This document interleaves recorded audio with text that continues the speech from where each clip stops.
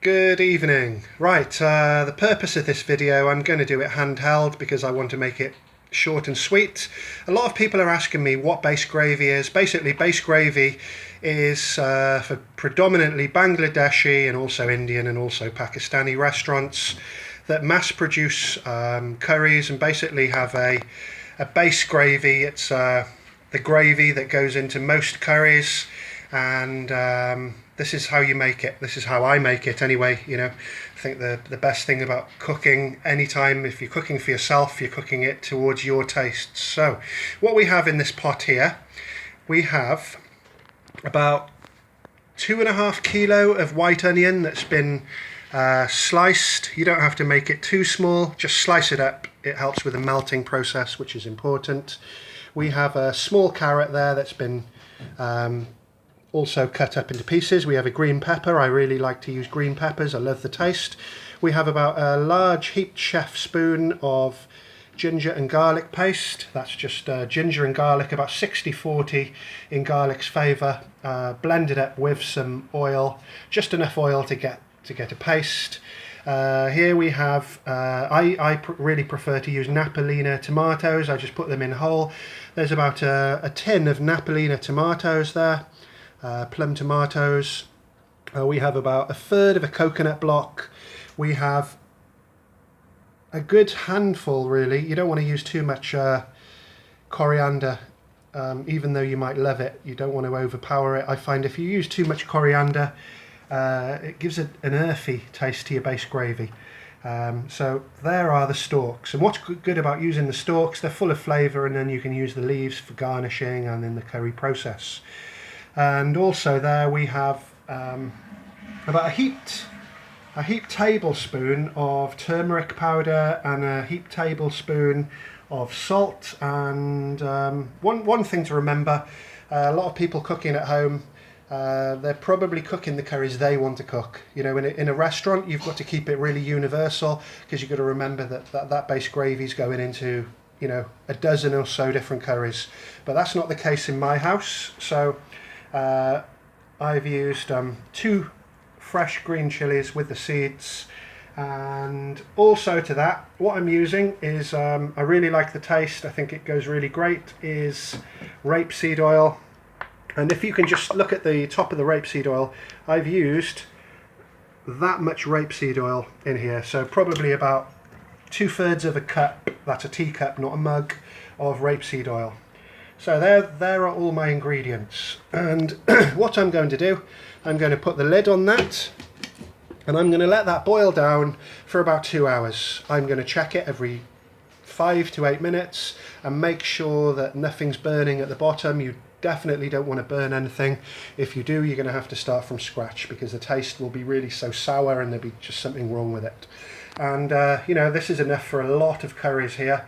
And what I will do is basically melt the onions down, give it a stir occasionally, and just melt the whole lot of ingredients down for about 2 hours with the lid on, checking occasionally.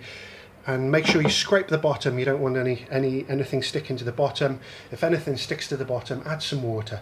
Right, I'm going to do that. So 2 hours, that's going to be boiling. Next, after 2 hours, I'm going to add equal quantities of cumin and coriander powder. I would say there's probably about 1.5 tablespoons of each there, along with a little bit more turmeric. There's probably about 1.5 teaspoons there, and some Kashmiri chili powder. I like to use Kashmiri chili powder because it's got a subtle heat to it, and it's got a really nice vibrant red colour. And as I'm going to add those spices in 2 hours time, I'm also going to add